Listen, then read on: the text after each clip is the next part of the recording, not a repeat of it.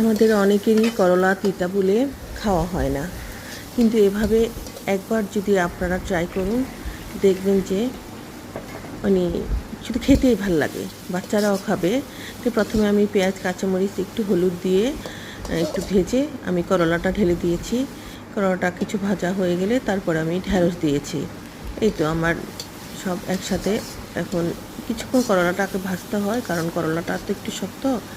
এই করলার পরে ঢ্যাঁড়সটা দেওয়ার পরে দুটোটা নেড়ে চেড়ে এবং খুব অল্প তেলে, স্বাস্থ্যসম্মতভাবে খেতে হলে অল্প তেলে খেতে হবে। আমরা যারা স্বাস্থ্য সচেতন, তো যাই হোক, করলা হচ্ছে। এই ফাঁকে কাঁঠাল নিয়ে এলো, গাছের কাঁঠাল কিছুটা খাচ্ছি। তা আমরা এইভাবে যদি আমাদের করলা ভাজিটা করি, এটা করলাও না, এটা করলা ঢ্যাঁড়স একত্রিত করে খুবই সুস্বাদু। আপনারা একবার হলেও ট্রাই করবেন। যারা তিতা খেতে চান না, অনেকে আছে তিতাটা, করলার তিতাটাকে ধুয়ে কচলে ফেলে দেন, কোনো দরকার নেই। এভাবে করলা আর ঢ্যাঁড়স ভাজবেন অল্প তেলে। আমি কোনো আলুও দিই নেই।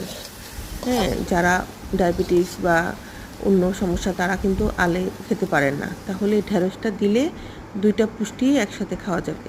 এদিকে কাককে কাঁঠাল দেওয়া হচ্ছে, কাক কাঁঠাল খাচ্ছে।